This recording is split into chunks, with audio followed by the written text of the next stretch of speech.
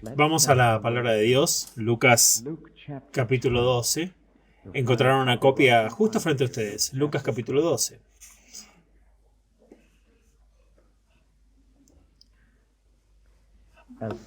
Mientras miles de personas se apiñaban de tal manera que pisoteaban entre ellos, Jesús dijo primero a sus discípulos: estad en guardia contra la levadura de los fariseos. Me refiero a su hipocresía. Todo lo que esté encubierto será descubierto, y todos los secretos se darán a conocer. De modo que todo lo que hayan dicho en la oscuridad se escuchará a plena luz del día.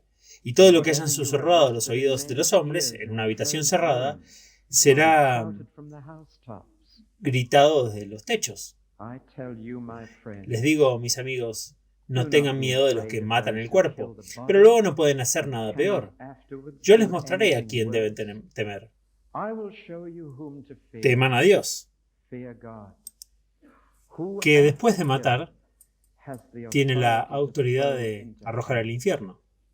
Sí, les digo, tengan temor de él. 5 gorriones se venden por 2 centavos, pero ni uno solo de ellos es olvidado por Dios. Incluso los cabellos de sus cabezas han sido contados. Así que no teman. Ustedes valen mucho más que muchos gorriones. Les digo que quien declare públicamente que me pertenece, el Hijo del Hombre hará lo mismo por él ante los ángeles de Dios. Pero quien niegue públicamente que me pertenece, el Hijo del Hombre también lo negará ante los ángeles de Dios. Cualquiera que diga una palabra en contra del Hijo del Hombre puede ser perdonado. Pero el que dice cosas malas contra el Espíritu Santo no se le perdonará. Cuando te llevan a ser juzgado en las sinagogas o ante gobernadores o personas importantes, no te preocupes por cómo te defenderás o lo que dirás, porque el Espíritu Santo te enseñará en ese momento lo que debes decir. Un hombre en las multitudes le dijo: Maestro, dile a mi hermano que comparta conmigo la propiedad que nos dejó nuestro padre. Jesús le respondió: hombres, ¿quién me dio el derecho a juzgar o a dividir la propiedad entre ustedes dos? Y continuó diciéndoles a todos: cuidado, cuídense de todo tipo de codicia, porque la verdadera vida de un hombre no se compone de las cosas que posee, sin importar cuán rico sea.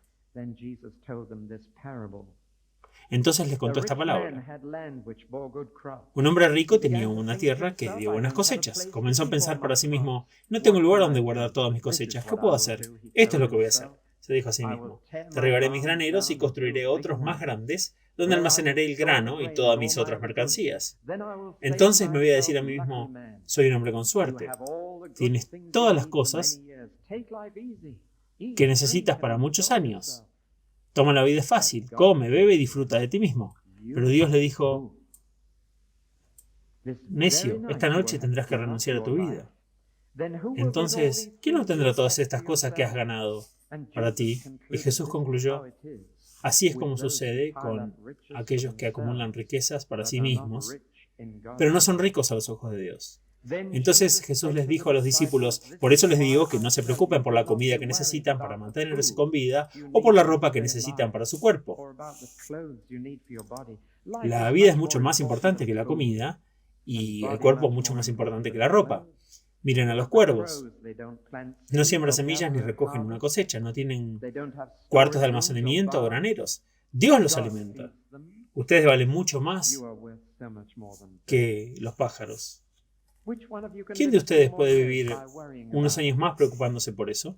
Si no pueden manejar ni siquiera una cosa tan pequeña, ¿por qué preocuparse por las otras cosas? Miren cómo crecen las flores silvestres. No trabajan ni se hacen ropa para sí mismas. Pero les digo que ni siquiera Salomón, tan rico como era, tenía ropas tan hermosas como una de esas flores. Es Dios quien vistió la hierba salvaje, hierba que está aquí hoy y se va mañana quemada en el horno. ¿No estás segura de vestirte a ti? ¿De qué te vestirá? Qué poca fe que tienen. Así que no estén perturbados, siempre preocupados por lo que comerán o beberán. Los paganos de este mundo siempre se preocupan por todas estas cosas. Su padre sabe que necesitan estas cosas. En lugar de eso, Preocúpense por su reino, y Él les proporcionará todas las demás cosas. No teman, pequeño rebaño, porque a tu Padre le agrada darles el reino. Vendan todas sus pertenencias y den el dinero a los pobres. Háganse bolsas que no se gasten y salven sus riquezas en el cielo, donde nunca disminuirán, porque ningún ladrón puede llegar a ellas. Ninguna polilla puede destruirlas, porque su corazón siempre estará donde estén sus riquezas.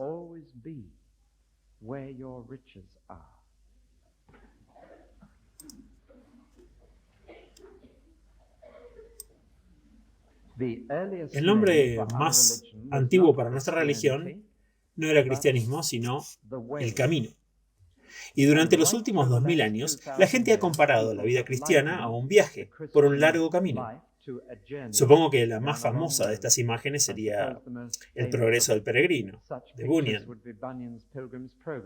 Pero ha habido muchos otros, y todo comenzó por supuesto con Jesús, que habló de un camino angosto que lleva a la vida.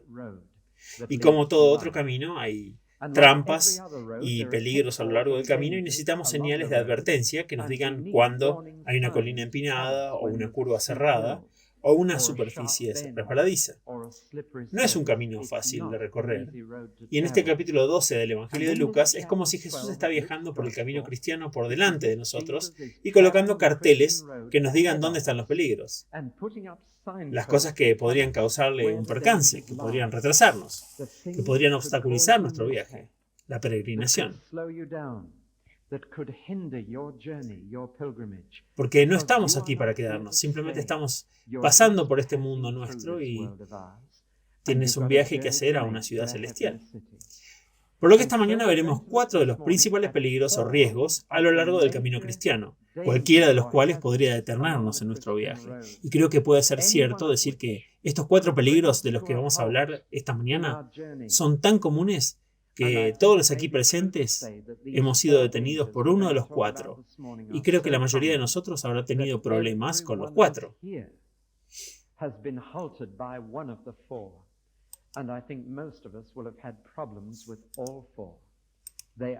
Son hipocresía, temor, codicia y preocupación. Y aquí están los 4 peligros. El primero es la hipocresía. La palabra misma que Jesús usó significa ponerse una máscara. Vino directamente del escenario del teatro antiguo, donde muchas de las obras se representaban no con maquillaje, sino con máscaras atadas. Por lo que se ponían una máscara para representar al personaje y al principio la palabra hipócrita simplemente significaba actor. Interpretar un papel, así que si ibas al teatro te alejabas diciendo del actor principal, qué buen hipócrita que es. Y en esos días no habría sido un problema, no se habría enfadado, pero ahora la palabra ha llegado a significar actuando fuera del escenario, poniéndose una fachada. Mientras pasábamos por North Street esta mañana y miramos a lo largo de Commercial Road, y todo lo que queda del edificio de Commercial Road, donde adoramos durante tantos años, es el frente nada más. Y hasta hace 1 o 2 días había incluso un cartel en el frente de ese edificio sobre el pecado, el vicio y el crimen. ¿Recuerdan ese póster? Y el frente todavía aparece una iglesia si se paran justo frente a ella. Todo está al frente, pero detrás, ruina. Es una ilustración perfecta para esta mañana. Y es fácil para nosotros hacer espiritualmente como iglesia lo que ese edificio ahora está haciendo físicamente. Es solo enfrente. Todavía tiene las ventanas góticas y las puertas góticas, pero es solo el frente. Esto es lo que Jesús está hablando aquí. Y dice, tengan cuidado con la actuación, cuidado con poner una máscara. Es una de las cosas más fáciles de hacer cuando te conviertes en cristiano. Es una de las cosas más comunes en nuestro viaje cristiano a las que podemos caer. Él dice que actúa como levadura. Como levadura. Bueno, yo nunca hice pan en mi vida, creo. Algunos de ustedes quizás lo han hecho y ya saben cómo es la levadura y saben lo que hace. Y saben que hay 3 características de la levadura que también son verdaderas de la hipocresía. Primero, solo necesitas un poco para afectar mucho. Solo necesitas un poco para afectar mucho. Y la segunda característica de la levadura es que se propaga muy rápidamente, especialmente en una atmósfera cálida. Y la tercera cosa acerca de la levadura es que funciona de manera invisible, secreta, silenciosa, por lo que ni siquiera te das cuenta de que está sucediendo. Y Jesús dijo, tengan cuidado con la levadura de la hipocresía. Y luego continuó muy audazmente presentando a ciertas personas en su presencia como un ejemplo de lo que estaba advirtiendo a las personas. Solo una persona santa como Jesús podría tener tal coraje, y solo una persona totalmente libre de la actuación teatral podría señalar a otra persona y decir, no seas como ese hombre. Y luego destaca una forma particular de hipocresía, a lo que somos más propensos que otras formas. No la hipocresía de conducta, aunque eso es posible, sino la hipocresía de discurso. Y señala esto como el peligro particular al que sus discípulos eran propensos, porque la parte de nosotros que usamos más que cualquier otra en nuestra religión es nuestra boca. Cuando venimos a la iglesia, esa es la parte principal del cuerpo que usamos.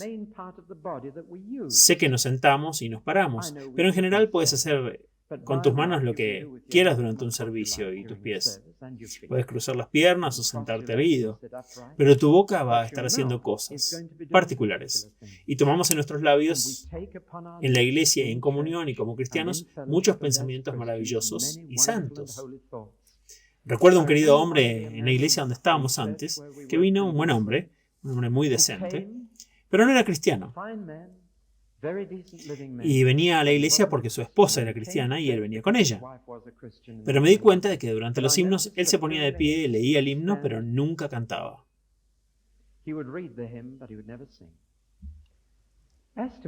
Una vez le pregunté por qué hacía así, y me dijo, porque sería deshonesto de mi parte decir cosas que no creo aún, no son ciertas para mí. Así que él no cantaba, y sentí que tenía razón al no cantar. Pueden imaginar la emoción que tuve cuando un día lo vi echar la cabeza hacia atrás y cantar con todo el corazón. Pero luego, por supuesto, supe que el domingo anterior, al final de la noche, se había entregado a Cristo. Pero me saco el sombrero ante ese hombre. Era un hombre honesto. Y puede ser que para algunos de nosotros lo honesto sea no tomar las cosas cristianas en nuestros labios, porque no estamos listos para ello. Por otro lado, Jesús está pensando en aquellos que pueden y deben y toman palabras cristianas en sus labios, y es lo que dicen cuando llegan a casa. Ese es el tipo de hipocresía que más le preocupa, la hipocresía de discurso. En otras palabras, ¿es lo que dices a espaldas de la gente lo mismo que le dices a la cara? ¿Es lo que le dices a la cara de Dios lo mismo que dices cuando crees que estás a sus espaldas? ¿Es el tipo de lenguaje que tienes en los labios en la iglesia compatible con el tipo de lenguaje que pasa por tus labios en el almuerzo del domingo tan pronto como llegas a casa? Esa es la hipocresía del habla. Y nuestro Señor nos advierte de que opera como levadura en una confraternidad, en silencio, en secreto, para que nunca se escuche en lo alto, y ahí está impregnando todo el bulto y destruyéndolo y esparciendo su influencia. Aquí está la primera señal de advertencia: cuidado con la hipocresía. Y como somos peregrinando a lo largo de este camino, tenemos que mirar esta señal y tomar las medidas adecuadas. Ahora, la segunda dificultad, el segundo peligro al que se señala es el peligro del miedo. Uno de los grandes inhibidores de la vida cristiana, el miedo, paraliza nuestras palabras y nuestros hechos. El miedo nos impide hacer lo que el Señor quiere que hagamos. Estamos en una pequeña reunión de oración y nos encantaría orar, y el Señor quiere que oremos. Pero el miedo nos ahoga y se nos seca la garganta y el corazón nos palpita y simplemente no podemos sacarlo. Y el miedo nos deja lisiados. O estamos en una situación en la que la gente está charlando y surge la religión y sabemos que hay una oportunidad para testificar.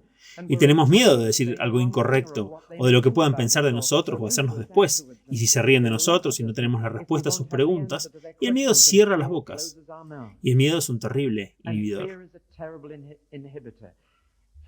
Miedo a los hombres y lo que los hombres puedan decir, sentir, pensar o hacernos.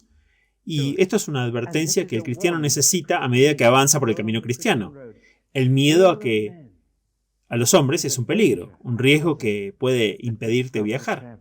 Pero esta Biblia dice que 366 veces no tengas miedo. Una vez por cada día, incluyendo el año bisiesto. No tengas miedo, no tengas miedo. No tengas miedo. Después de todo, ¿qué es lo peor que una persona podría hacerte? Bueno, lo peor que podrían hacer es matarte y robarte la vida misma y sacarte de este mundo para siempre. Eso es lo peor que te pueden hacer. Eso es todo. Eso es todo lo que pueden hacer. ¿Tienen esa reacción? Bueno, está bien entonces. Eso es todo, es lo que Jesús nos enseñó a pensar. Dijo que eso es lo peor que puede pasar. No está mal, ¿verdad? Bueno, le pasó a él. Lo peor que los hombres pueden hacerte es matar tu cuerpo, y eso es todo lo que pueden hacer. Porque la verdad es que si matan tu cuerpo no te han matado a ti, no te han matado. Todo lo que lograrán para un discípulo de Jesús sería apresurarte al cielo más temprano. Y eso es todo. Ahora, ¿cuál es la cura para el miedo a los hombres? Todos lo tenemos, todos somos sensibles en este punto y todos tenemos nuestras dudas sobre lo que otras personas pensarán o dirán si nos comportamos de cierta manera o expresamos nuestras creencias abiertamente. ¿Cuál es la cura? Se los voy a decir. La cura de un pequeño miedo es un miedo más grande. Solo puedes expulsar un miedo poniendo otro en su lugar. Y entonces piensen bien.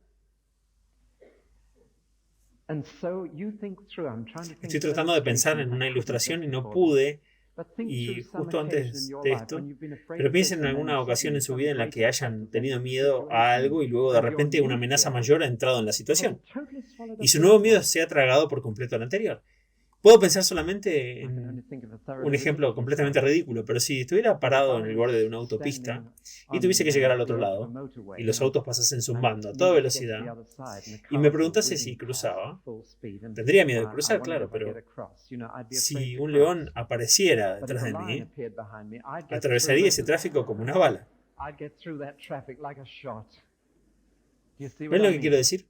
Es una ilustración tonta, pero entiende mi punto. Y Jesús toma este principio tan real y ordinario y dice esto. Si tienes miedo del hombre, solo hay una cosa que va a tratar con él. Y eso es miedo de Dios. Y si tienes más miedo de lo que Dios pensará de ti y te dirá y te hará, entonces tu miedo a los hombres desaparecerá. Y cuando tengamos miedo de la gente en ese momento, es cierto decir que hemos perdido nuestro miedo al Señor, lo cual es el comienzo de la sabiduría. Así que Jesús desarrolla esto. Dice, se dan cuenta de que Dios puede hacerte mucho peor que esa persona a la que temes. Lo peor que esa persona puede hacer es matar tu cuerpo. Pero te das cuenta de que Dios puede juzgarte eternamente y Dios puede enviar a una persona al infierno. Eso es mucho peor que matar un cuerpo. Eso también matará al alma. Y hay un lugar para el temor a Dios en el discipulado cristiano. He oído decir que para el cristiano solo hay amor ahora y no hay lugar para el miedo. Hay lugar para el temor de Dios. Eso es una parte vital del discipulado cristiano. No el terror, no un terror que teme a Dios y se aleja de Él, sino el temor de afligir a un Dios santo y obligarlo a castigarte como un niño. Y eso es un temor saludable. Y entonces Jesús da algunas ilustraciones de esto. Dice, para deshacerse del miedo equivocado a Dios, dice, ahora Dios se preocupa por ti, se preocupa mucho por ti y sabe todo sobre ti. Y luego usa algunas ilustraciones. Dice, los gorriones. Tomen los pequeños gorriones. Les llamamos spagis en el norte, no sé cómo lo llaman aquí, pero tomen estos pequeños gorriones, pequeños pájaros marrones. Son 2 por 1 centavo y 5 por un penique. Siempre hay uno de más si pagas un penique. Eso es lo que dijo Jesús, y se vendían en su día por un centavo. Un sacrificio muy pobre para las personas muy pobres, y había siempre uno de más. ¿Se han sentido alguna vez como un quinto gorrión? El que simplemente está de más, el que no tiene ningún valor real.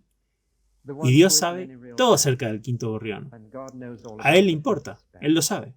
Así que incluso si matasen tu cuerpo y nadie supiera que has sido martirizado y arrojado o enterrado en una tumba desconocida, si todos se olvidasen de ti, y debe haber cientos de mártires desconocidos para nadie más que Dios, Dios ve caer al gorrión. Dios sabe cuántos pelos hay en tu cabeza. Me pregunto si lo saben. Aproximadamente me refiero. Levanten la mano si saben aproximadamente cuántos pelos hay. Algunos de ustedes tienen una ventaja, si puedo decirlo de esa manera. Pero ¿cuántos de ustedes creen que lo saben? Déjenme explicarles. Si usted es rubio, básicamente tiene aproximadamente 145.000 cuando se inicia la vida. 145.000. Si usted es castaño, es probable que tenga unos 120.000. Si es pelirrojo, probablemente tenga alrededor de 90.000. Y Dios ha contado cada uno de esos cabellos en ustedes. Y si le preguntan a Dios cuántos pelos tengo, les dará el número exacto.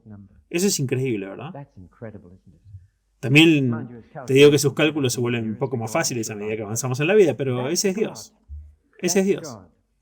Así que incluso si los hombres te hacen lo peor que puedan, solo di para ti mismo, soy el quinto gorrión. Incluso si te ignoran, incluso si te matan, ten en cuenta que cuando un gorrión cae al suelo, Dios lo sabe. Pero todavía hay lugar para el temor a Dios. Y ahora desarrolla este tema de cuál es el temor de Dios correcto. Es mirar la situación no desde el punto de vista de lo que los hombres dirán o pensarán, sino desde el punto de vista de Dios. Y aquí está la primera ilustración. Alguien te dice, ¿eres cristiano? O estás en una situación en la que sabes que debes declararte y decir que eres cristiano. La gente en la oficina está discutiendo qué religiones hay en el mundo y qué religión favorece a cada uno. Y tú estás ahí y te dices, y te estás diciendo a ti mismo, tengo mucho miedo de confesar que soy cristiano, porque tal vez no lo cumplo mucho y me da un poco de vergüenza reconocerlo. Y eso es pensar en los hombres. Pero si piensas en Dios, esto es lo que Dios está diciendo en esta situación. Si tú no admites que me perteneces, yo no puedo admitir que me perteneces. Si a ti te da vergüenza admitirlo, a mí me da vergüenza admitirlo. Y cuando estás en una situación y la desperdicias, y eres el cobarde y no dices que eres cristiano cuando deberías, con Cristo ante los ángeles, si los ángeles le preguntan en ese momento, ¿Él es uno de los tuyos? Él dirá, no puedo reconocerlo. No en este momento. Uno de los míos me reconocería a mí. Pero por otro lado, en el momento en que reconozcas públicamente a los demás, sí, pertenezco a Jesucristo, lo conozco y lo amo, entonces en ese momento Cristo puede decirle a los ángeles, esta persona es mía. Y la reconozco abiertamente, me pertenece. Ahora eso es la consecuencia directa de lo que hacemos en la tierra, es lo que el Señor dice acerca de nosotros y piensa y siente. No lo que las otras personas hacen. Y eso te alterará tremendamente. Así que la próxima vez que tengan la oportunidad de clavar su bandera en el mástil, recuerden que al hacerlo están permitiendo que Cristo reconozca en el cielo también a ustedes y diga, miren a ese hombre, miren a esa persona, es uno de los míos. Abiertamente reconociéndonos. Pero si lo negamos, Él nos tiene que negar a nosotros, porque no estamos siendo realmente suyos en ese momento. Otra cosa a la que mira es esto. Es bastante desconcertante en un primer momento. Dice, puedes decir lo que quieras contra el Hijo del Hombre y puedes ser perdonado. Pero si hablas en contra del Espíritu Santo, no puedes ser perdonado. Muchos han sido confundidos con esto. Que la peor blasfemia que un hombre puede hacer en contra de nuestro Señor Jesús puede ser perdonada, pero la misma cosa contra el Espíritu Santo no. La gente ha dicho, bien, ¿por qué? Bueno, la respuesta es muy simple. Es cierto que en la historia también muchos judíos dijeron cosas horribles contra Cristo, lo llamaron blasfemo y le llamaron cosas espantosas, y lo llevaron a muerte como un criminal. Pero 7 semanas después, 3.000 de ellos se arrepintieron de eso y se convirtieron cuando Pedro les dijo: ustedes crucificaron a este hombre, que era el Hijo de Dios. Y Dios lo ha hecho Señor y Cristo a este Jesús, a quien ustedes crucificaron. Y ellos se arrepintieron y dijeron: lo sentimos. Lo dijeron y encontraron perdón. La razón es que el Espíritu Santo los convenció de pecado, y por lo tanto el Espíritu Santo que viene después de Jesús puede convencernos, si lo escuchamos, del mal que hemos hecho a Jesús, y cuando vemos eso podemos arrepentirnos y ser perdonados. Pero si pecas contra el Espíritu Santo de esta manera, ¿quién te va a convencer de eso? ¿Quién te dirá que has hecho mal entonces? La respuesta es nadie, porque el Espíritu Santo es la tercera y última persona de la divinidad. No hay nadie más para ayudarte. Verán, Jesús vino a los que habían hablado en contra de Dios, y luego el Espíritu Santo vino a los que habían hablado en contra de Jesús. Pero no habrá nadie más. Y si no dejo que el Espíritu Santo me hable, y si niego su voz, y si hablo en contra del Espíritu Santo, entonces, francamente, he llegado al final del camino. No hay nadie más que me ayude. ¿Pueden verlo? Y por lo tanto debemos tener cuidado cuando hablamos ante los hombres. Debemos tener miedo de hablar en contra del Espíritu Santo. Un gran temor. Jesús dijo: la blasfemia contra el Espíritu Santo es mirar lo que está haciendo el Espíritu Santo y decir: eso es del diablo. Cuando dices eso, no hay esperanza para ti. Has llegado al final de la línea. ¿Quién te convencerá de pecado ahora? Cuando a la única persona que puede hacerlo le está llamando diablo. Y luego Jesús dijo: pero cuando estás en un aprieto, cuando estás en una esquina cerrada, cuando te arrestan, cuando te juzgan injustamente por ser un cristiano, el mismo Espíritu Santo a quien el mundo está blasfemando va a ser tu mejor ayuda. No temas. Puedes encontrarte en un tribunal de justicia, puedes encontrarte en el banquillo porque me perteneces. Esto no es para cubrir a los que están en el banquillo porque han cometido un crimen. Es porque están ahí porque en nombre de Jesús, por el nombre de Jesús. Y no se preocupen. Puede que no seas un predicador. Te pueden haber quitado tu Biblia. Quizás no sepas qué decir. Pero no temas. No a los hombres, porque este Espíritu Santo pondrá palabras en tu boca. Hay ejemplos tan asombrosos de esto. Lean la vida de Esteban.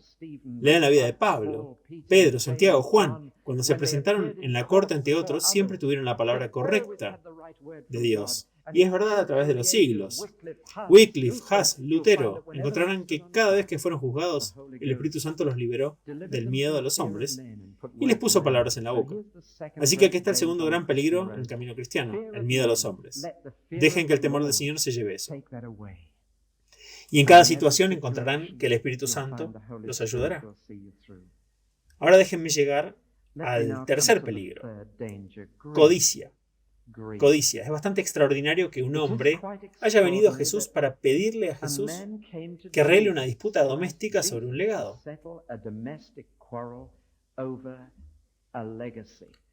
Los cínicos dicen: donde hay un testamento hay parientes. Y yo he visto eso romper tantas familias. He visto familias que comienzan a separarse en el funeral antes de que la persona esté bajo tierra. Familias que comienzan a discutir sobre ese escritorio que mamá dijo que podía yo tener. Y es trágico que la muerte es a menudo divisiva entre los parientes restantes y deja amargura y sentimientos atrás. Y este discípulo de Jesús, esta persona que seguía a Jesús, estaba en tal situación y vino Jesús y le dijo: Jesús, no es justo. Yo debería tener una parte en el testamento de mis padres. Y la tengo, pero mi hermano no quiere compartir la propiedad conmigo. El dinero se lo guarda para él. Y la respuesta de Jesús fue prácticamente esta: estoy mucho más preocupado por ti que por tu hermano. Hay algo terriblemente malo en tu corazón porque me hayas traído esto a mí. Yo no soy la persona adecuada a la que acudir de todos modos. Necesitas un abogado. Nadie me ha designado para tratar estas cosas. Y Jesús se mantuvo deliberadamente al margen de la discusión. Pero luego dijo: la misma forma en que preguntas esto, que pides esto, me dice que hay algo terriblemente mal en tu corazón. Hay codicia. Codicia. ¿Cómo llaman a la buena vida? ¿Qué creen que se necesita Cuando alguien habla de otra persona y te dice, ¿cuánto posee? Pensaremos en términos de saldo bancario y lo que el dinero puede comprar cuando hablamos de la buena vida y lo que vale un hombre. Jesús nunca habló así en absoluto. De hecho, enseñó que las riquezas son una de las mayores desventajas que puede haber para vivir una vida cristiana, incluso para comenzarla. Es muy difícil para un hombre rico entrar en el reino. Más fácil es empujar un camello por el ojo de una aguja. ¿Alguna vez lo han intentado? ¿Se imaginan intentarlo? Es una imposibilidad graciosa y grotesca. Y se necesita a Dios para hacer pasar un camello por el ojo de una aguja. Con Dios todas las cosas son posibles. Y él contó una historia para ilustrar esta verdad. Que la vida de un hombre vale no lo que tiene, sino lo que es. Y contó la historia del rico pobre. El rico pobre. Pensé en esta historia cuando vi algo en la revista de mi esposa esta semana. Una villa romana que se está construyendo en California a un costo increíble. Y el hombre que la construye es Paul Getty, que vive aquí en Guilford. Y ha construido una villa romana en California. No me gustaría ver la factura de eso. Y está allí para albergar sus tesoros. Y sentí lástima. Sentí lástima por Paul. Porque no puede tenerlo por mucho más tiempo. ¿Verdad? Qué pobre eres si todas tus riquezas están en esta tierra. Hablemos de inflación. Hablamos de un 20% de aumento en los precios en los últimos 12 meses. Les diré el peor tipo de inflación. En el momento en que mueres, cada libra que posees pierde el 100% de su valor. Eso es deflación, inflación, llámenlo como quieran.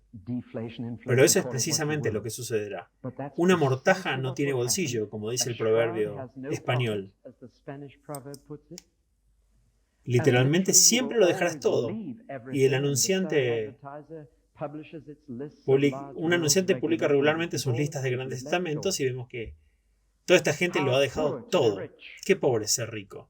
Y Jesús cuenta esta historia de este hombre, y verán, las riquezas han hecho una serie de cosas horribles a su carácter. La codicia las había hecho ya. Número uno, la codicia lo había atado a este mundo por completo. Ni siquiera podía pensar más allá de este mundo. Solo pensaba en sus acciones y participaciones, solo pensaba en su saldo bancario, y solo pensaba en su negocio. Estaba completamente atado a este mundo. Y uno recuerda la historia del hombre rico que andaba mirando sus cuadros en su galería privada y su mayordomo lo escuchó decir por casualidad: «Oh, qué difícil es que sea morir», a sus propios cuadros. Y este hombre solo estaba preocupado por este mundo. En segundo lugar, la codicia lo había hecho solo preocupado por sí mismo. Me pregunto yo qué debería yo hacer.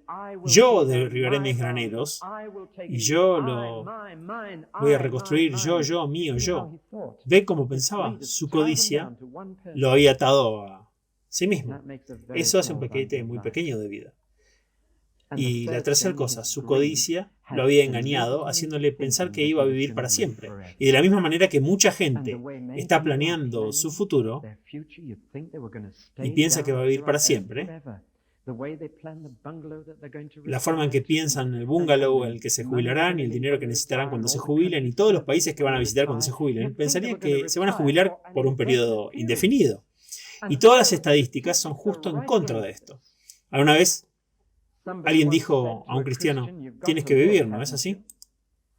Y el cristiano dijo: no creo que eso sea vivir, pero tienes que morir. Tienes que morir. La vida no es segura, la muerte lo es. Y este hombre rico, su pura codicia lo había atado a la tierra, lo había llenado de sí mismo y lo había engañado pensando que tenía vida eterna.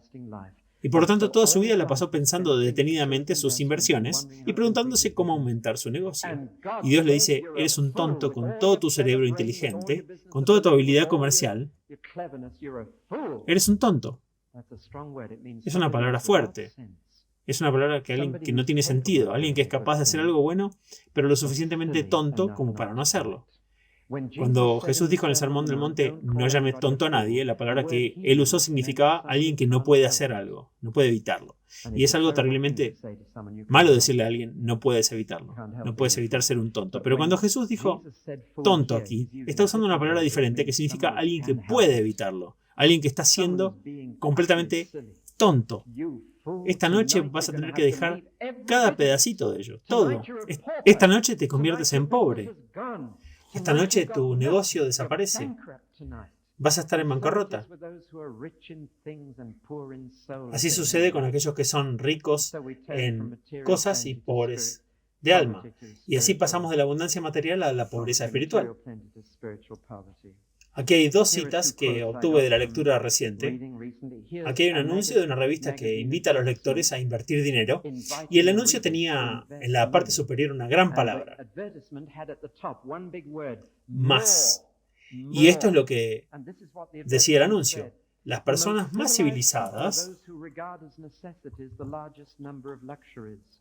consideran como necesidades la mayor cantidad de lujos.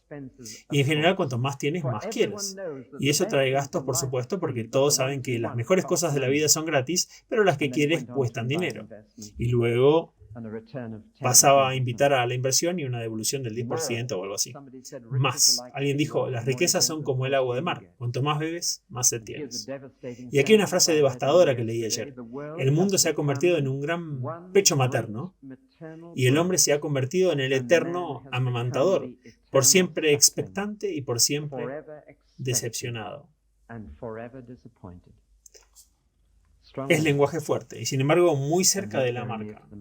Y vivimos en un mundo como este y es muy difícil no dejar que te contagie, muy difícil.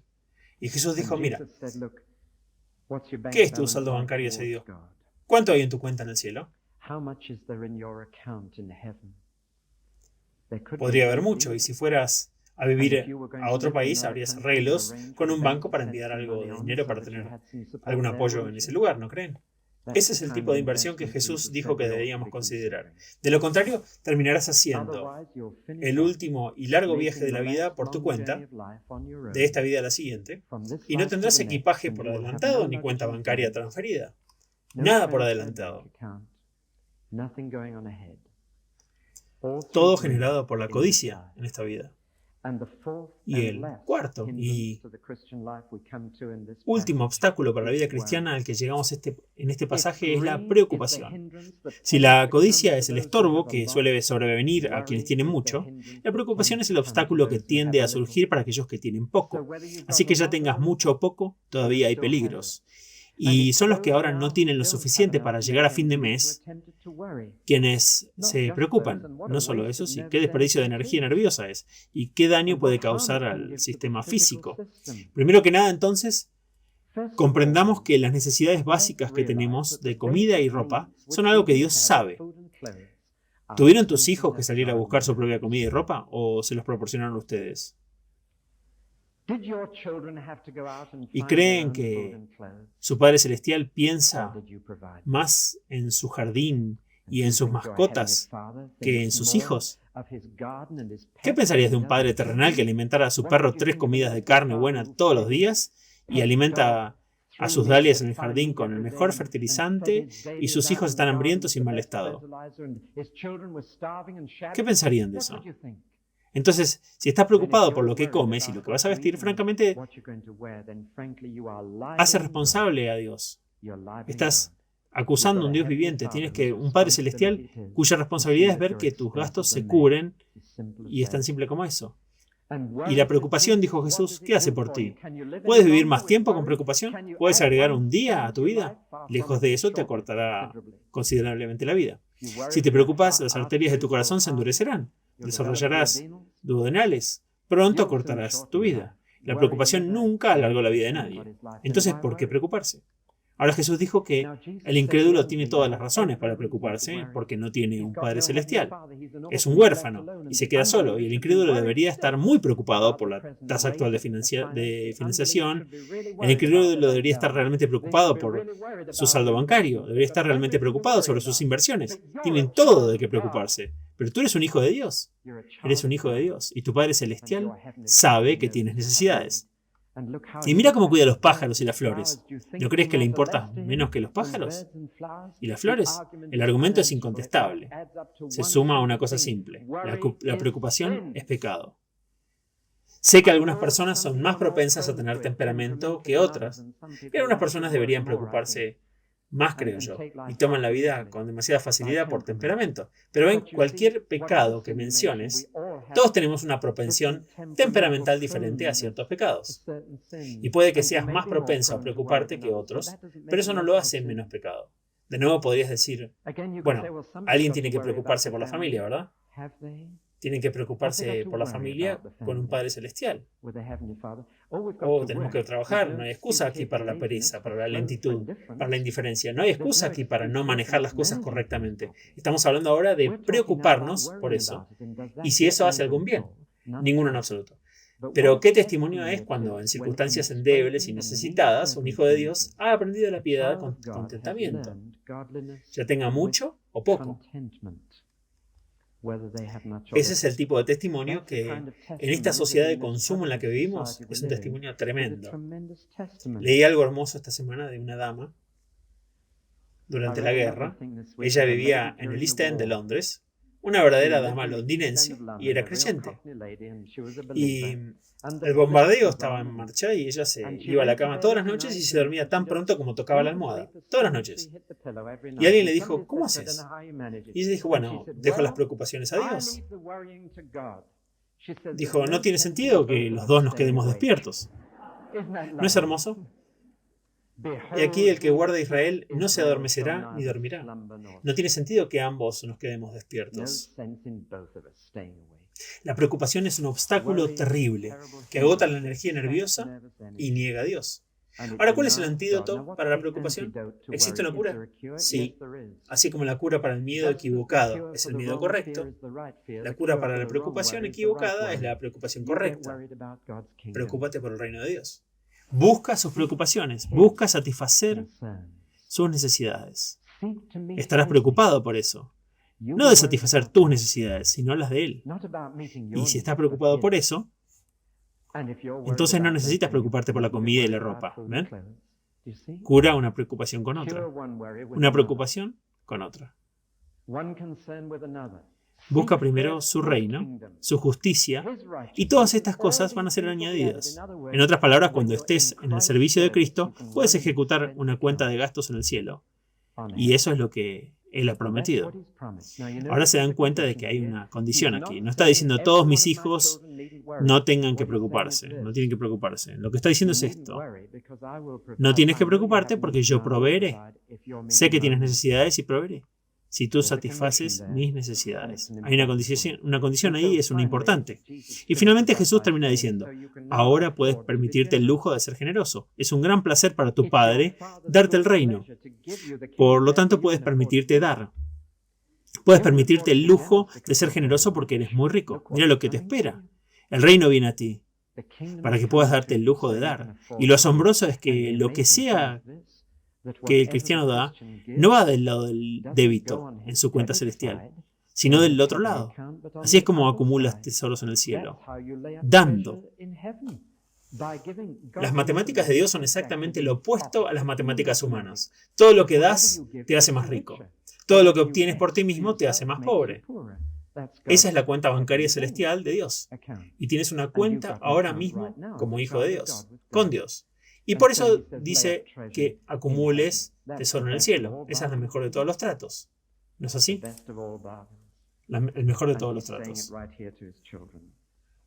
Y se lo está diciendo aquí mismo a sus hijos. Y la razón es que a donde va tu dinero, donde tus cosas materiales van, allí las va a seguir tu corazón. Tu corazón las va a seguir. Si acabas de comprar un auto nuevo y tuviste que dejarlo bajo la lluvia, ahí es donde estará tu corazón esta noche. Tu corazón va. Me contaron una hermosa historia de un niño en una iglesia y un día vino un misionero a esta iglesia llamado Mr. Bart y al final de la reunión misionera hubo una ofrenda para ayudar a Mr. Bart en su trabajo en el extranjero y este niño puso un centavo en la ofrenda. Un año después Mr. Bart volvió a la iglesia y el niño dijo a sus padres, quiero ir a esa reunión. Y estaba tan interesado que le dijeron, ¿por qué estás tan ansioso por ir? Y él dijo, bueno, cuando estuvo aquí la última vez yo le di mi centavo y quiero saber qué ha estado haciendo con él. Ahora, él estaba totalmente en lo cierto, absolutamente en lo cierto. En esto, fiel a la vida real. Donde pongas tu dinero, allí va a estar tu corazón. Esa es una de las razones para dar a la obra misionera, entregando a ella. Tu corazón irá tras ese regalo. Quiero escuchar qué ha hecho con él. Quiero escuchar lo que se ha hecho con él. ¿Podemos resumir todo lo que hemos dicho de esta manera? Hemos analizado 4 peligros diferentes, pero ¿hay un hilo que los une? Creo que lo hay. Les voy a unir de 2 en 2. Los 2 primeros. Los obstáculos de la hipocresía y el miedo vienen porque el cristiano está pensando demasiado en la gente de este mundo y no lo suficiente en Dios. Y los segundos 2 peligros de la codicia y la preocupación vienen porque está pensando demasiado en las cosas de este mundo. Júntenlas. Y todos los peligros vienen porque el cristiano está pensando demasiado en la gente o en las cosas de este mundo y muy poco en Dios y el próximo mundo. Este tema continúa en el resto del capítulo y si vuelven esta noche, veremos cómo está muy bien relacionado con el regreso de nuestro Señor en la gloria. Amén.